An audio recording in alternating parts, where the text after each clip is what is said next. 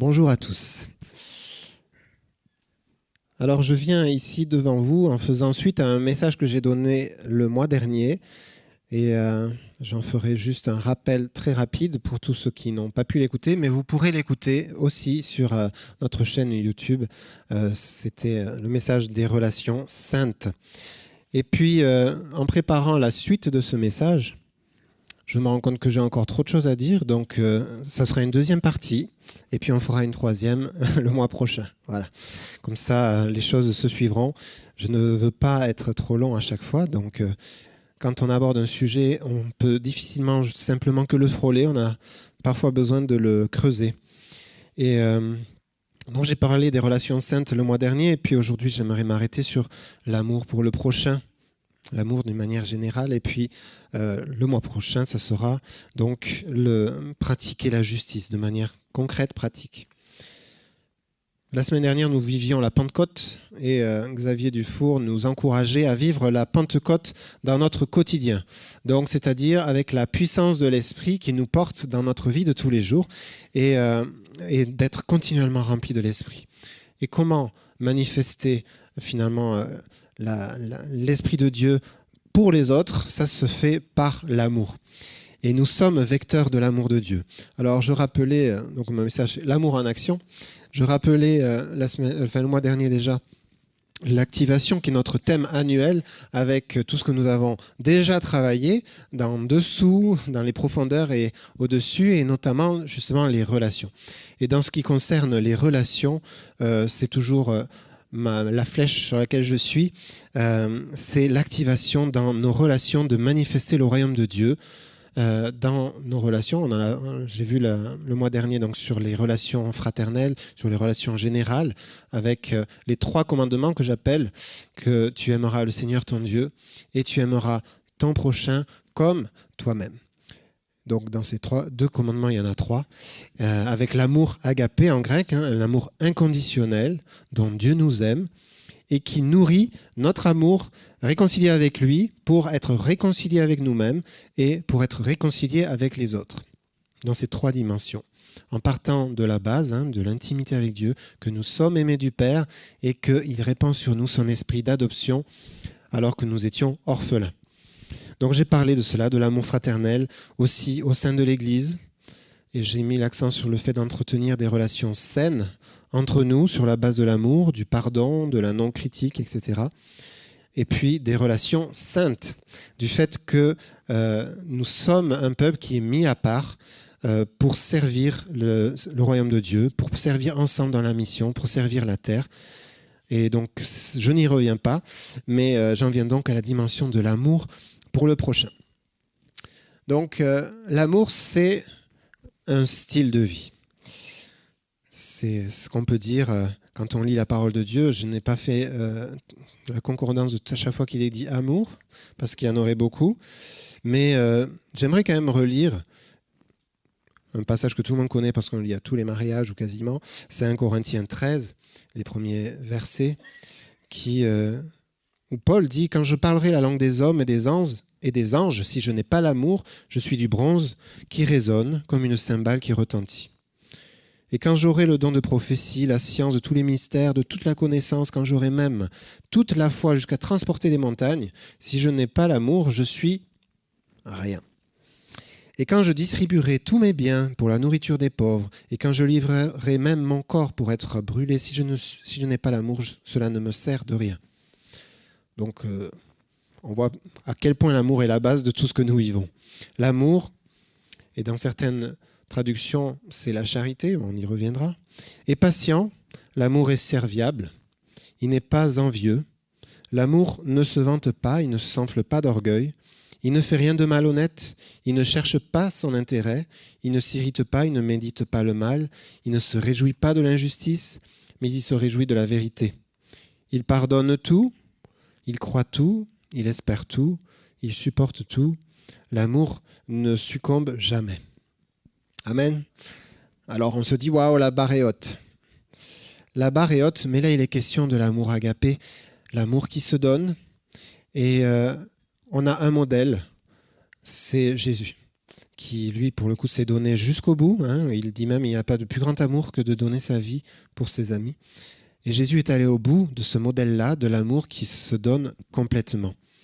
Et Colossiens 3,14 nous dit aussi, par-dessus tout, revêtez-vous de l'amour qui est le lien de la perfection. Donc, quand on lit ça, on n'est pas en train de lire l'amour, le sentiment, l'émotion qu'on peut avoir à certains moments. Il y a des moments où on a des poussées d'amour. Alors, c'est la fête des pères, bonne fête les papas.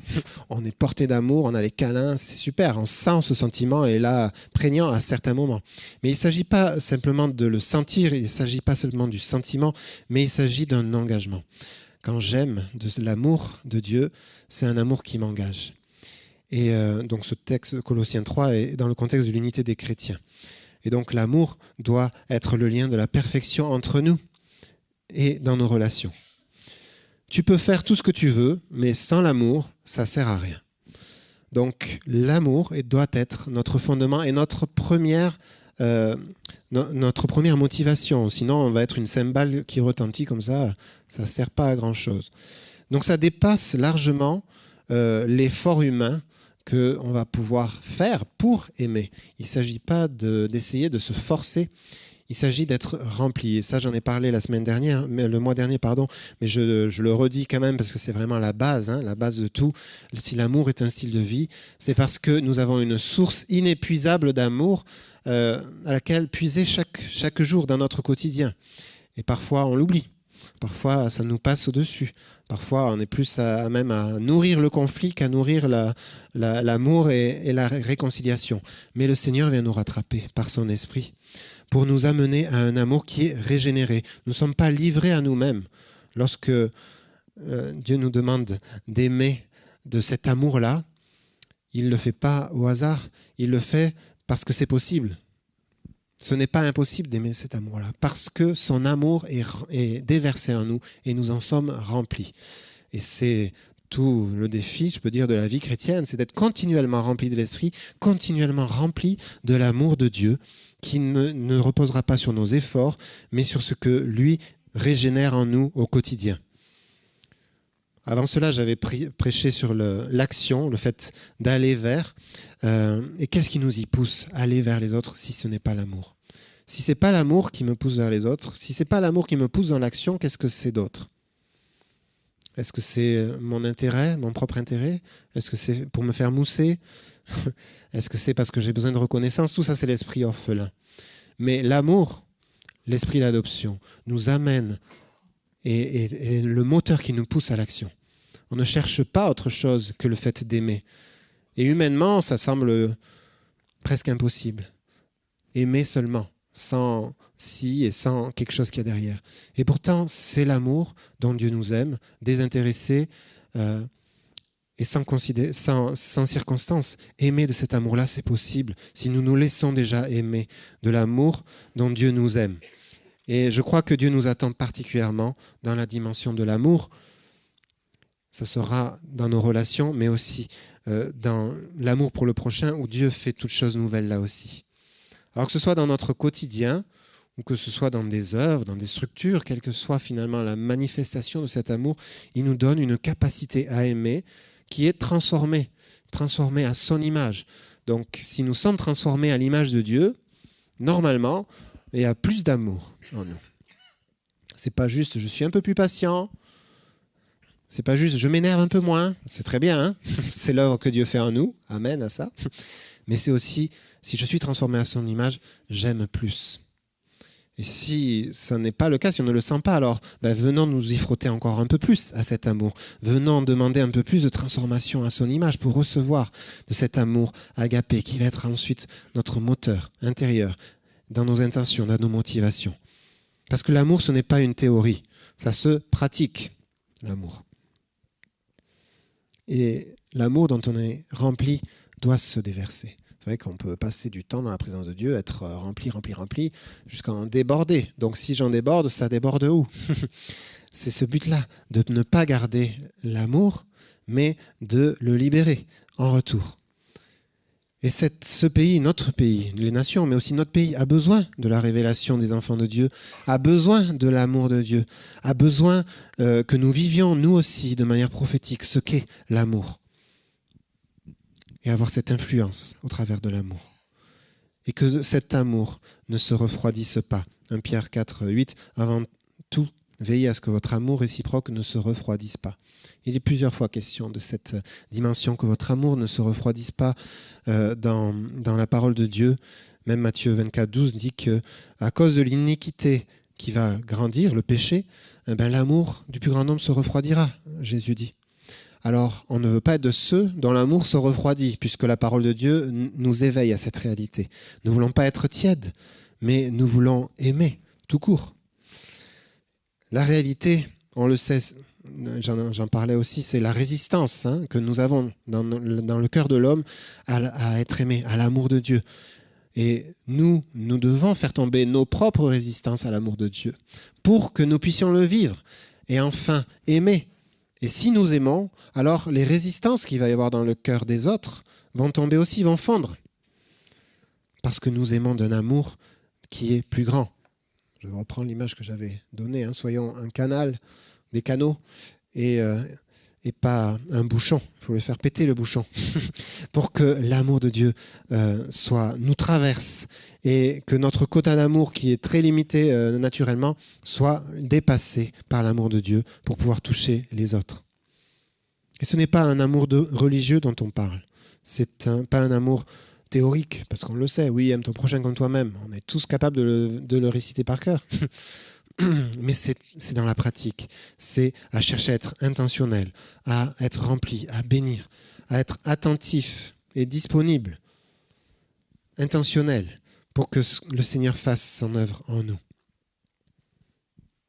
Notre sécurité se trouve dans l'amour que Dieu a pour nous. Donc, on y va avec sécurité quand nous allons aimer les autres.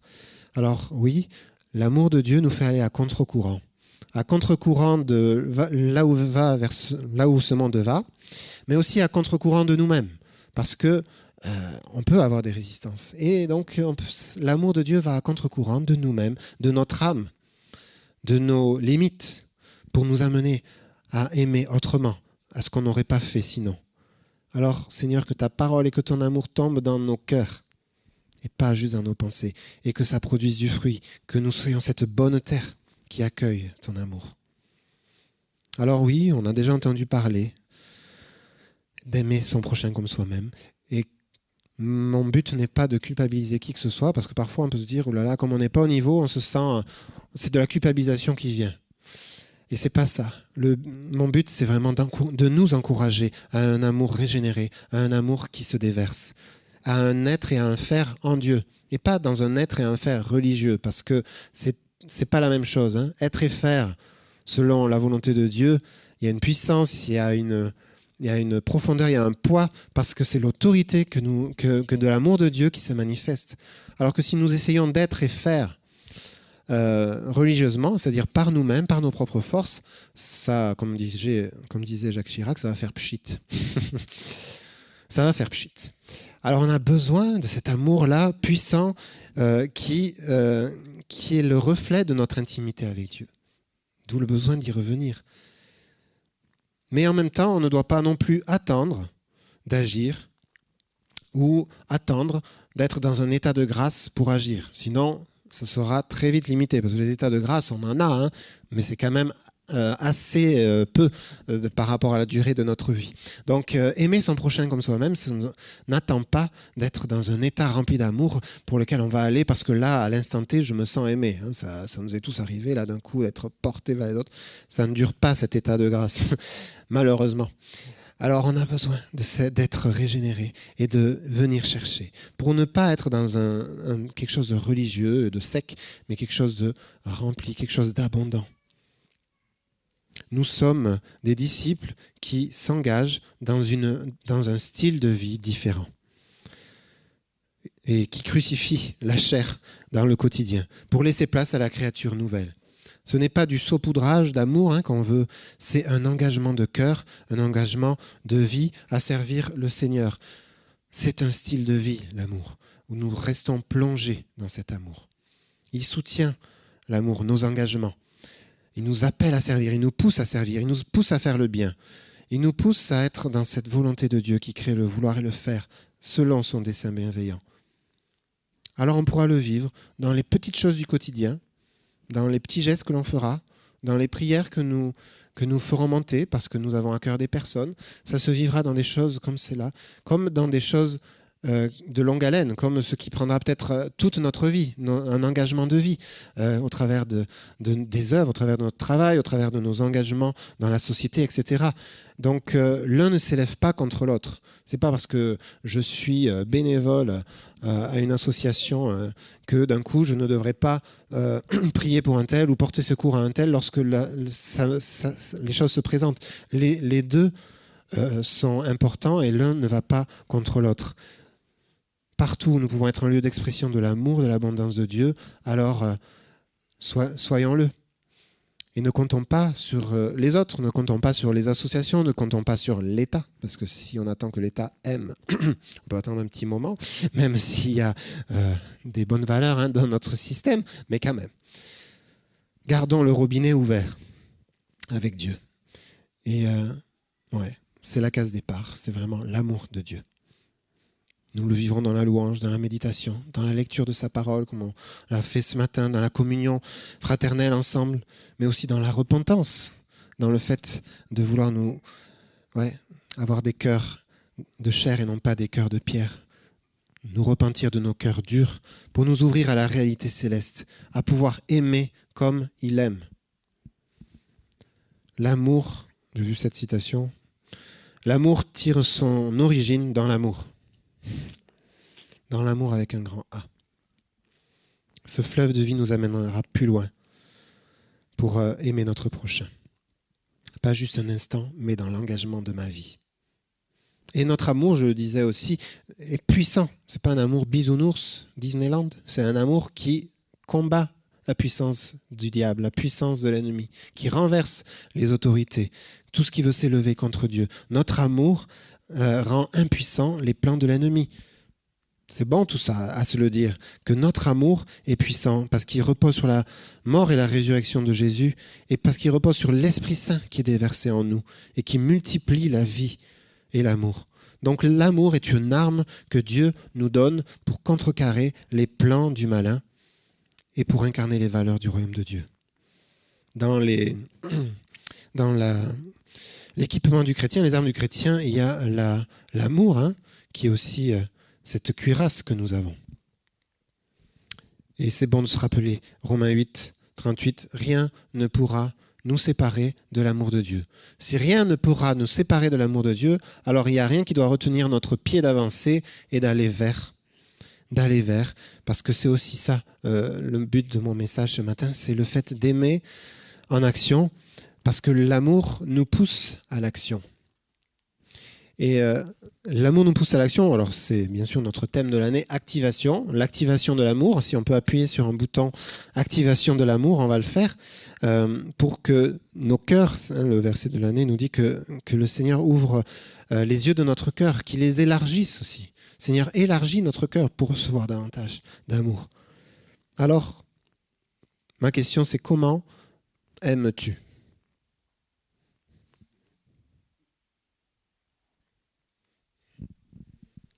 Je vous laisse une petite temps de réflexion pour vous-même. J'attends pas la réponse là. Mais comment aimes-tu ? Alors, on peut imaginer nos relations familiales, tout ça. Mais comment aimes-tu ton prochain ? Comment l'amour pour le prochain se manifeste dans ta vie ?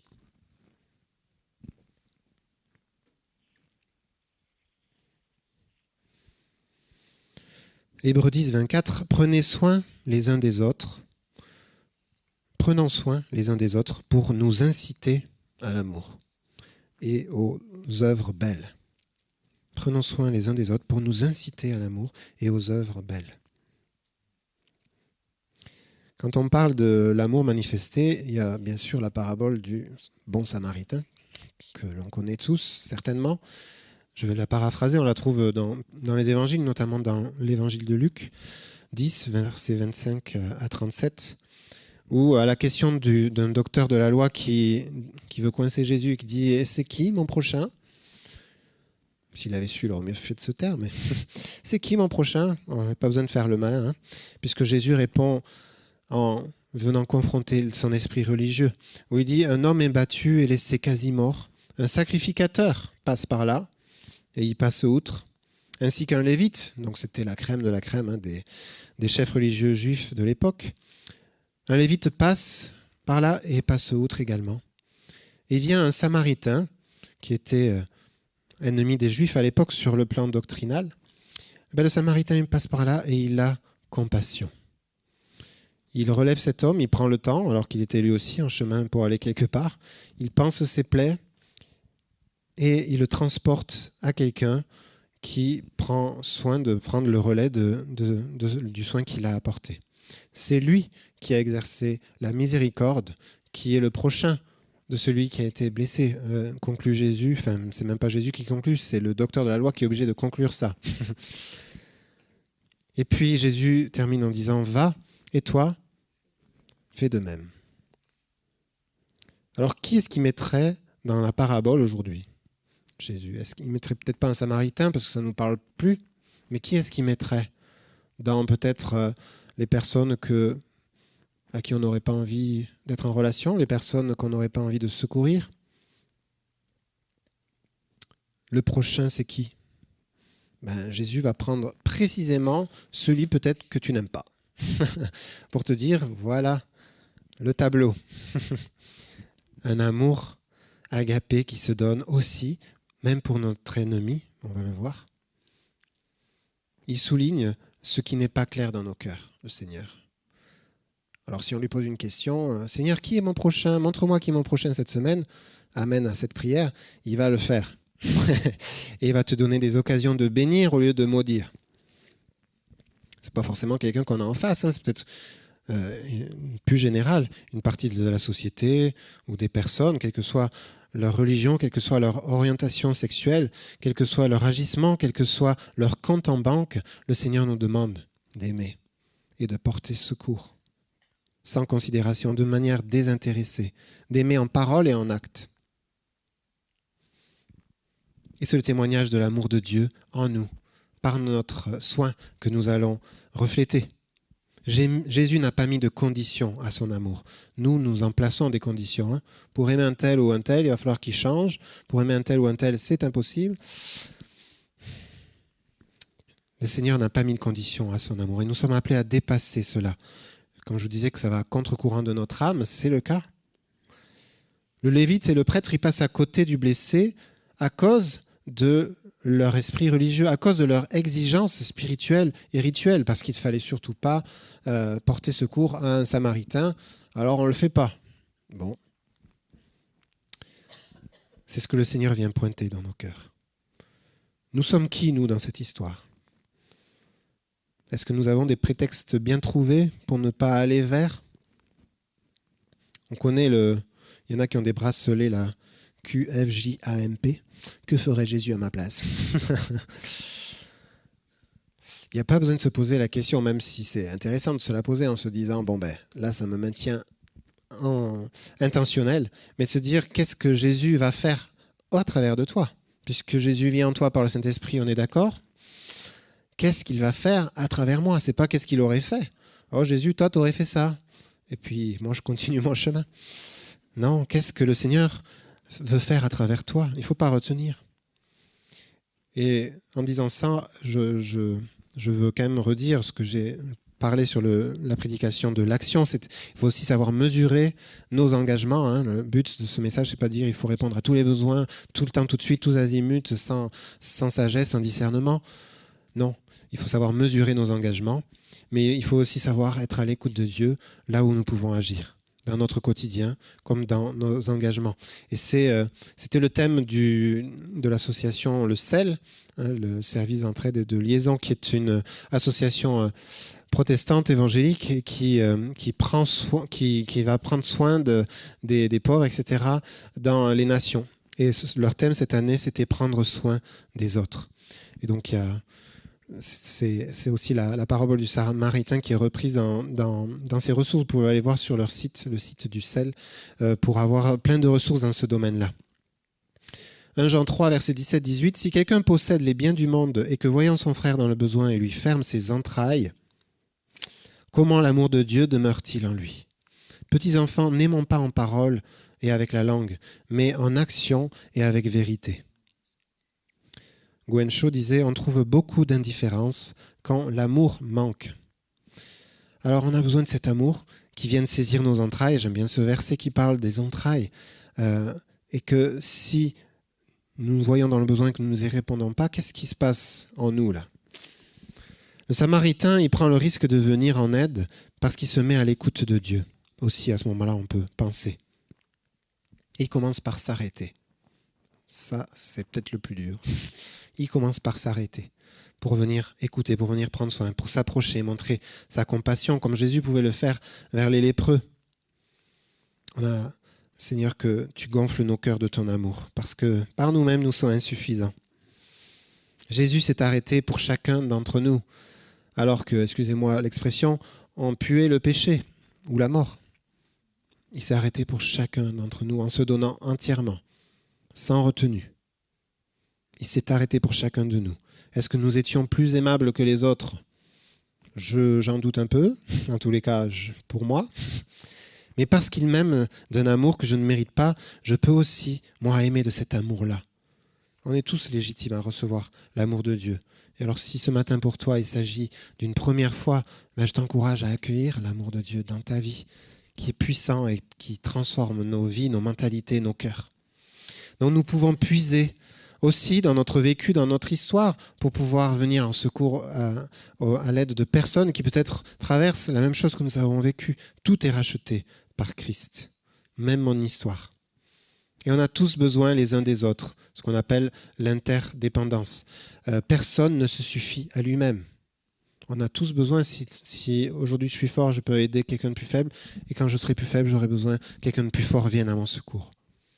Jésus, lui, était libre du regard des autres, car il aimait tout le monde. Et il n'avait pas peur d'aller vers les infréquentables. Est-ce que nous sommes libres aussi d'aller vers ? Ou est-ce qu'il y a des couches encore à enlever ? Un amour qui se donne est un amour qui grandit.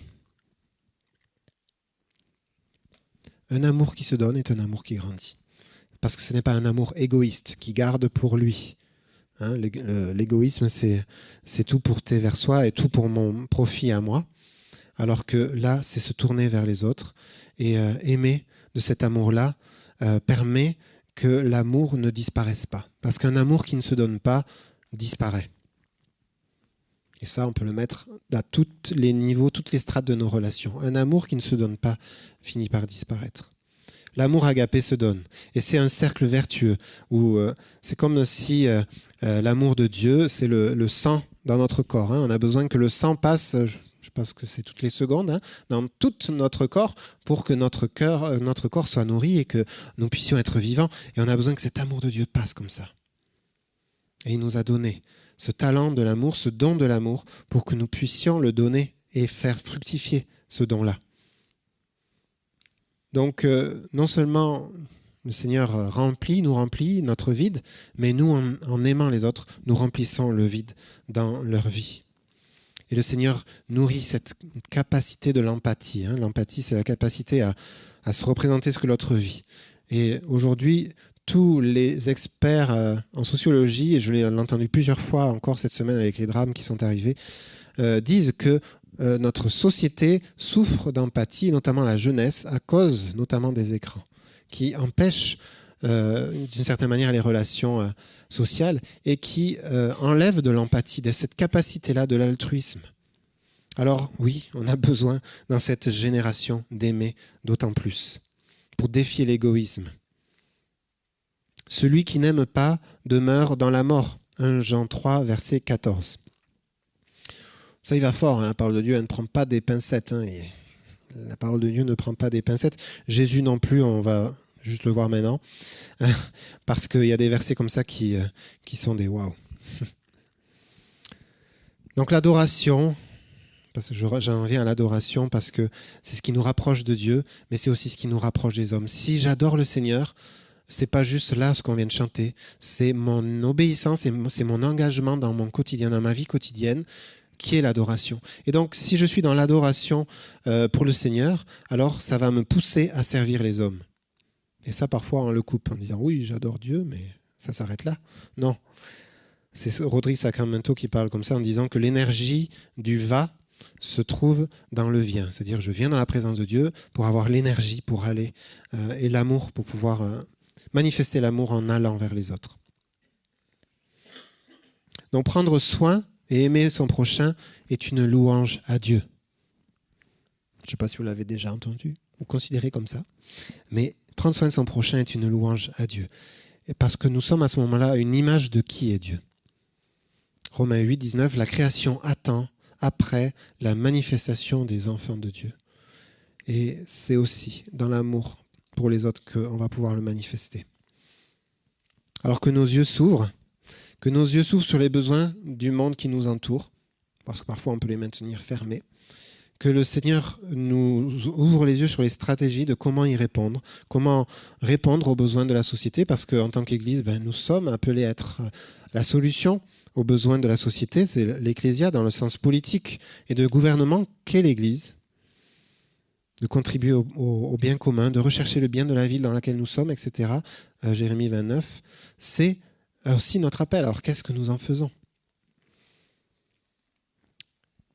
C'est une bombe dans le camp adverse, l'amour. L'amour est une arme, comme je disais tout à l'heure, dans le combat. C'est une menace pour le monde des ténèbres, mais c'est aussi une menace pour l'esprit religieux, à commencer par nous-mêmes. Alors sortons de la timidité, de la pudeur pour manifester cet amour. Quand Dieu partage son cœur et ses fardeaux, sa compassion, ça se passe dans l'intimité avec lui, alors nous allons avec la mentalité du royaume de Dieu, pas pour chercher notre intérêt, mais pour le sien. Et quand il nous partage son cœur, quand il nous partage son fardeau, alors notre intérêt pour l'autre, ou pour une manière de servir, n'est pas le même. C'est pas juste, ah oui, ça se passe, mais Seigneur, parce que tu m'as parlé, alors mon intérêt pour l'autre est d'autant plus éveillé. Donnez-leur vous-même à manger, dit Jésus, lorsqu'il fait le miracle de la multiplication des pains. Donnez-leur vous-même à manger. Ça nous engage. Dans la foi, on prie, on intercède, on soutient spirituellement, etc. Mais c'est aussi la suite, donnez-leur vous-même à manger. Il y a une dimension d'entraide, et je viendrai sur le message le mois prochain, donc je le mentionne là simplement. Mais Jésus dit en Matthieu 25, 37, il leur dit finalement, en passant par lui-même, en disant « J'ai eu faim et vous m'avez donné à manger, j'ai eu soif, vous m'avez donné à boire, j'étais étranger, vous m'avez recueilli, j'étais malade, j'étais prisonnier et vous m'avez visité, etc. » Et les gens ils disent « Mais on t'a jamais vu comme ça, on n'a jamais rien fait de tel. » Et Jésus leur dit « Mais celui à qui vous avez fait ça, au plus petit à qui vous avez fait ça, c'est à moi que vous l'avez fait. » Et puis il continue en disant, vous ne m'avez pas recueilli, vous ne m'avez pas donné à manger, mais jamais on t'a fait ça. Mais parce que vous ne l'avez pas fait, au plus petit, alors vous ne l'avez pas fait pour moi. Donc Dieu se trouve dans les personnes que nous croisons tous les jours. Dans le plus petit, on ne sait pas qui c'est, mais Dieu se trouve dans les personnes que nous croisons tous les jours. Derrière chaque personne, c'est l'amour de Dieu pour elle que je dois sentir jaillir en moi. Opprimer le pauvre, c'est outrager celui qui l'a fait. Mais avoir pitié de l'indigent, c'est l'honorer. Quand on voit ça, on se dit, mais répondre à ces besoins-là, c'est élever le Seigneur, mais ne pas y répondre, c'est aussi l'outrager.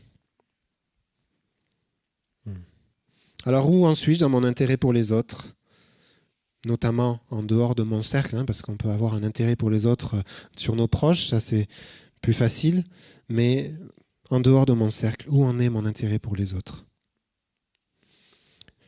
Jésus, il est radical, comme je disais. Quand on continue la lecture des évangiles, on tombe sur Matthieu 5, versets 43 à 47, où il dit « Mais je vous le dis, aimez vos ennemis, Bénissez ceux qui vous maudissent. Faites du bien à ceux qui vous haïssent. Et priez pour ceux qui vous maltraitent et qui vous persécutent. Voilà. Seigneur, merci pour la barre qui est assez haute. Et contrairement à d'autres religions qui disent « ne fais pas à l'autre ce que tu ne veux pas qu'on te fasse », Jésus dit « faites, bénissez ceux qui vous maudissent, bénissez vos ennemis ». Seigneur, c'est vraiment par toi que nous pouvons le faire. Mais effectivement, on est de ce monde, on est dans ce monde, mais on est du monde céleste, nous dit la parole. Nous ne sommes pas de ce monde, mais nous sommes quand même dans ce monde. Donc nous manifestons l'amour de Dieu, que nous puisions en haut, que nous puisions dans la réalité céleste pour l'amener et être des ponts. Nous sommes des ponts qui amènent les gens vers le Seigneur plutôt qu'être des murs. En aimant, nous sommes des ponts. Jésus est le modèle parfait, mais il vit en nous. Et notre amour ne s'arrête donc pas à ceux qui nous aiment, nous dit le verset 46, mais va jusqu'à nos ennemis. Alors on peut déjà commencer par l'amour les uns pour les autres, j'en parlais le mois dernier, l'amour fraternel, qui est un bon lieu d'exercice. L'Église est un bon lieu d'exercice de l'amour fraternel. On peut commencer par telle ou telle personne, mais Seigneur, au fur et à mesure que nous aimons, il pourvoit à un amour toujours plus grand pour aimer davantage. Et je pense que ça se nourrit. Si je suis aimé, si j'aime, alors mon amour va encore s'élargir. Si je continue à aimer, mon amour va encore grandir, etc., etc. Parce que nous sommes les sarments qui sont toujours attachés au cep. Aimer celui que je ne connais pas, dans mon entourage ou pas, même celui qui pourrait sembler être dans mon ennemi, dans sa manière de vivre, ou dans le passif que je pourrais avoir avec cette personne. Aimer, bénir. Romains 12, 20, 21, « Si ton ennemi a faim, donne-lui à manger. S'il a soif, donne-lui à boire. En agissant ainsi, moi j'aime bien ce verset, tu amasseras sur sa tête des charbons ardents.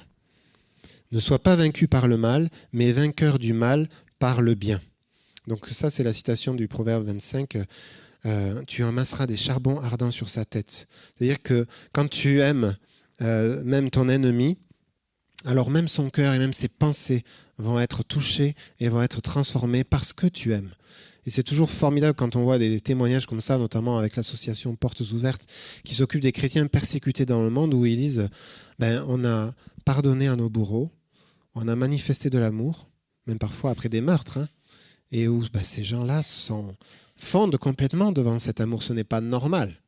C'est clair, c'est la folie de Dieu qui nous permet de vivre ça. Ce n'est pas normal. Mais par l'amour, nous pouvons vivre des réconciliations extraordinaires. Quand on fait le parcours alpha, on voit des personnes qui, des décennies après, des juifs qui étaient dans les camps, se sont tournés vers leurs anciens bourreaux, et chacun s'était converti à Jésus, et il y a eu une réconciliation, alors que c'était quand même un contexte particulier. C'est-à-dire que l'amour de Dieu est puissant. Il vainc toute puissance des ténèbres, toute puissance du mal. Alors oui, les charbons ardents sur la tête, parce que tu réponds au mal par le bien. Et cela ça heurte notre nature charnelle, mais ça heurte aussi la leur. Nul ne peut dire qu'il aime Dieu s'il n'aime pas les autres. 1 Jean 4, verset 20. On continue avec les versets clash. Nul ne peut dire qu'il aime Dieu s'il n'aime pas les autres. Ouais. Et ça ne nous laisse pas inertes, ça ne nous laisse pas tout mou. L'amour, ça nous met en action. Alors, aimes-tu ? As-tu aimé ? Je ne sais pas qui m'a parlé cette semaine. Le cerveau, parfois, il oublie certaines infos. Peut-être c'est l'un d'entre vous. Quelqu'un me racontait cette semaine d'une histoire ou d'une personne, je ne sais plus, qui se retrouvait dans une mort imminente et que la question qui lui était posée, c'était « As-tu aimé ?» Personne d'entre vous, non. Bon. C'est pas grave. As-tu aimé ? C'était la question qui était là sur ce temps de mort imminente. Waouh. Est-ce que nous pensons qu'il est possible d'aimer davantage ? Là, j'attends la réponse. Est-ce que nous pensons qu'il est possible d'aimer davantage que ce que nous aimons aujourd'hui ? Oui. Amen. Nous le croyons. Seigneur, tu renouvelles notre amour et tu l'agrandis. Jacques 4, 17. Celui qui sait faire le bien et ne le fait pas commet un péché. Galates 6, verset 9, « Ne nous lassons pas de faire le bien, et nous moissonnerons au temps convenable si nous ne nous relâchons pas. » Tout ça, c'est des versets pour nous montrer que l'amour pour le prochain, l'amour nous pousse à l'action. Il ne nous laisse pas les bras ballants, il ne nous laisse pas comme ça en se disant « Waouh, c'est béat, c'est l'amour de Dieu est extraordinaire.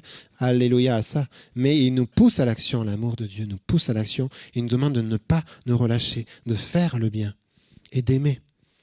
Donc le but, c'est de réduire la distance entre le message que nous portons et ce que nous vivons dans notre vie concrète. Parce qu'on ne veut pas un amour moral. Je ne fais pas la morale, comme je disais tout à l'heure, je ne suis pas là pour culpabiliser qui que ce soit, mais nous voulons un amour puissant, un amour qui soit moteur, un amour qui se manifeste dans le soutien spirituel, dans le soutien relationnel, comme dans le soutien matériel, pour entrer aussi dans les œuvres que Dieu a préparées d'avance pour nous. Dieu a tant aimé le monde. C'est pas que le passé. Dieu a tant aimé le monde qu'il a donné son Fils, mais Dieu aime tant le monde, il l'aime encore. Et il nous demande de répandre cet amour. Il nous demande d'aimer le monde comme lui aime le monde. Et ça nous demande de changer parfois d'attitude, où on se place comme au-dessus, on juge, alors qu'il nous demande de se placer en dessous, d'aimer et de servir. Seigneur, il y a encore du chemin. C'est pour ça qu'on doit s'encourager les uns et les autres, à se porter les uns et les autres, à se bénir dans tous nos engagements, à se bénir dans nos relations pour servir Dieu ensemble. Parce que parfois, c'est nous qui nous coupons de la source de l'amour. Alors, prenons le temps de nous laisser remplir. Car l'amour de Christ nous presse. 2 Corinthiens 5, verset 14. Alors, mettons l'amour devant et nous ne mettons pas en mode avion. Je termine en parlant de la charité. Ce terme-là, quand vous prenez un Corinthiens 13, certaines traductions vont être la charité. La charité ne regarde pas son intérêt, etc. Parce que dans la charité, même si on prend la définition du mot, c'est l'amour en action. Donc j'en reviens à ce que je disais. C'est pas qu'un sentiment. Et cette dimension-là de la charité, de manière pratique, ce sera le mois prochain, sur le 3e volet de pratiquer la justice. Mais Colossiens 3,14, je vous l'ai lu avec l'amour, je vous le lis avec le mot charité. Mais par-dessus toutes ces choses, revêtez-vous de la charité, qui est le lien de la perfection. Donc la charité, c'est l'amour en action. C'est le moyen concret et pratique par lequel notre amour va se manifester envers les autres. C'est le témoignage visible, dont le pardon fait partie. C'est l'amour agissant, démontré par des actes de bienveillance et de service envers les autres. C'est l'évangile en action. Notre amour, c'est la charité. La charité, comme dit chrétienne, la charité du Christ. C'est d'aimer comme lui aime. C'est pas ma manière d'aimer, mais la manière dont Dieu aime. Et la manière d'aimer de Dieu n'est pas la manière d'aimer des hommes. Ces pensées ne sont pas nos pensées, ces chemins ne sont pas nos chemins, nous dit la Bible, mais c'est la réalité. Donc la charité, c'est même, on peut dire, c'est encore plus que l'amour. C'est plus fort. Parce que l'amour, nous pouvons tous en être capables. Mais la charité, c'est un amour qui se donne. C'est l'amour agapé. C'est une vertu qu'on appelle théologale, c'est-à-dire que c'est un don de Dieu qui marque la vie divine en nous. Et ces 3 vertus, c'est la foi, l'espérance et c'est l'amour. Et la plus grande d'entre elles, c'est l'amour. Donc oui, la charité envers ceux qui sont dans le besoin. Jacques 2, versets 15 à 16. « Si un frère ou une sœur sont nus et manquent de la nourriture de chaque jour, et que l'un d'entre vous leur dise « Allez en paix, chauffez-vous et rassasiez-vous », sans leur donner ce qui est nécessaire au corps, à quoi cela sert-il » Je pense que si Jacques le dit, c'est peut-être parce qu'il l'a vu faire. Et peut-être que nous l'avons fait. Tu n'as pas à manger? Va et sois restauré. Amen. Tu n'as pas de quoi te chauffer? Va et chauffe-toi. Ah, c'est beau, c'est une belle déclaration. Mais ça va plus loin que ça. La charité, c'est de donner aussi de ce que nous avons. Est-ce que nous sommes plus charitables que tous les hommes qui nous entourent? Alors en toute chose, je le redis, cherchons à accomplir la volonté de Dieu qui va se manifester d'une manière ou d'une autre dans notre vie quotidienne, comme dans des œuvres, des associations, des entreprises que nous allons peut-être créer et qui vont être un travail qui va prendre toute notre vie. Encore une fois, tout est bon pour aimer. Et nous pouvons annoncer la couleur de l'amour de multiples manières. Mais ne cloisonnons pas les choses. c'est pas non plus parce que je suis bénévole dans telle association que je dois me cesser d'aimer d'une autre manière. Et parfois aussi, on rentre dans un fonctionnement. On est bénévole dans une association, c'est très bien, mais l'amour n'est plus là, l'amour n'est plus le moteur, l'amour n'est plus puissant et l'amour ne fait plus autorité. On est dans un fonctionnement qu'on perpétue. Alors c'est bien, mais là aussi, si ce n'est pas l'amour, c'est comme une cymbale qui retentit dans le vent. Une cloche sonne, elle chante dans le vent, pour ceux qui ont la référence. Donc ne nous cloisonnons pas ne cloisonnons pas les choses et ne soyons pas déconnectés de l'amour de Dieu lorsque nous servons. Et Dieu va agir au travers de toi, Dieu va agir au travers de moi, Dieu va agir aussi au travers de nous lorsque nous sommes ensemble, de manière communautaire, au travers de notre Église. Dieu prend soin des uns et des autres en passant par nous. Est-ce qu'on le croit, ça? Que c'est Dieu qui agit au travers de nous? Soyons une réponse aux besoins de ce monde. Et dans la charité, il y a aussi la libéralité, la générosité.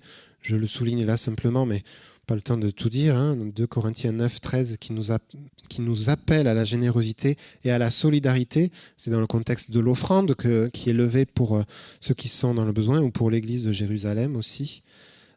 Hébreux 13, 16 qui nous dit aussi: n'oubliez pas la bienfaisance, n'oubliez pas la solidarité, parce que c'est à de tels sacrifices que Dieu prend plaisir. Donc oui, l'unité en Christ nous engage, l'amour de Christ nous engage, mais dans notre style de vie, dans notre gestion des biens et dans nos relations. C'est l'économie du royaume de Dieu qui n'est pas celle du monde. Donnez et vous recevrez. Ce n'est pas l'économie du monde, on est d'accord. Donnez et vous recevrez, c'est la logique du royaume de Dieu. Et elle combat le péché dans nos vies. Donc oui, quand on parle d'amour, quand on parle de charité, on parle aussi d'économie, on parle d'argent. Et on parle de temps que nous pouvons sanctifier. Alors, le mois prochain, je parlerai de pratiquer la justice, sur notre responsabilité envers les pauvres, envers la planète, l'écologie, la veuve et l'orphelin, le rôle prophétique de l'Église, relever la dignité de chacun, etc. J'en parlerai le mois prochain. Mais là, on va s'arrêter dans un temps de prière pour dire que nous sommes une réponse, tu es une réponse, je suis une réponse aux besoins de la société par le passage de l'amour de Christ qui est en moi. Et que ce soit dans mes engagements, que ce soit dans mon intercession, dans mon témoignage, je peux bénir au travers du temps, au travers de mes biens, au travers de mon écoute, au travers de mes dons. Et j'aurai un impact dans le monde physique et dans le monde spirituel. Alors, juste mettre un fond musical et se concentrer quelques instants sur la présence de Dieu pour accueillir davantage. Seigneur, de tout ce que nous avons dit, je prie, Seigneur, que ce soit ta parole qui fasse la différence et qui tombe dans notre cœur. Tu vois nos faiblesses, nos manquements. Si on fait le point, on n'est peut-être pas au niveau. Mais Seigneur, on ne veut pas regarder à la barre qui est trop haute, on veut regarder déjà à être rempli de ton amour, à le recevoir pour nous-mêmes, pour t'aimer toi et pour aimer notre prochain comme nous-mêmes. Seigneur, je prie que ce souffle de vie, ce fleuve d'amour continue à se déverser sur nous en tant que personne et en tant qu'Église, que nous soyons traversés de cet amour.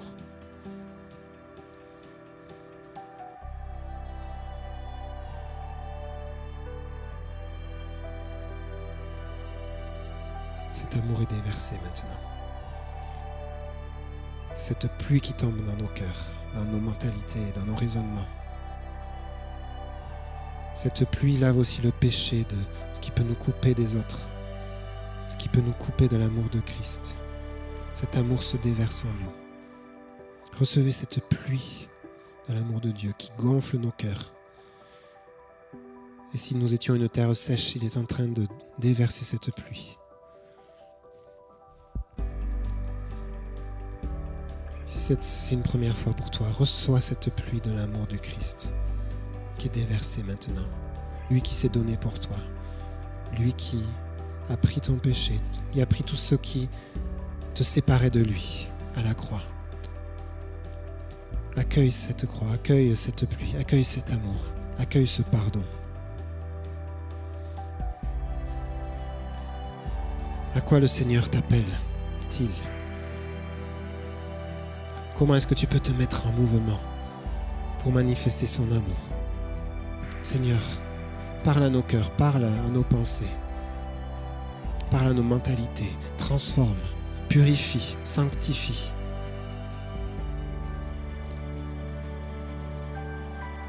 Oui Seigneur, nous voulons aller vers, en ayant cette provision d'un amour qui est régénéré, qui est renouvelé chaque matin. Ton amour est abondant chaque jour pour nous. Ton amour est abondant pour nous et ton amour est abondant pour que nous puissions aimer comme toi tu aimes. Alors oui, nous recevons cet amour.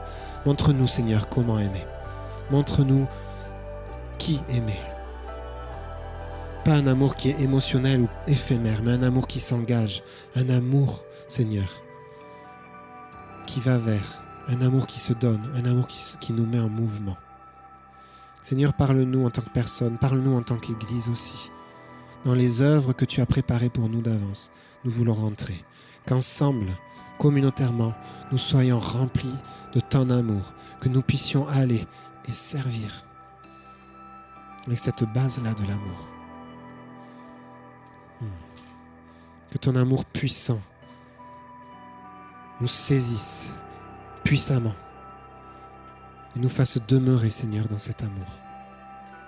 Nous voulons entrer dans ce temps dans lequel tu nous entraînes, dans lequel tu nous appelles à activer l'amour, à activer cet amour dans nos relations, à activer cet amour pour le prochain. Nous voulons entrer dans notre appel, Seigneur. Il y a pour nous une percée à vivre dans ce domaine-là de l'amour, qui va se manifester, qui va découler, qui va se déverser, comme le Seigneur l'entend.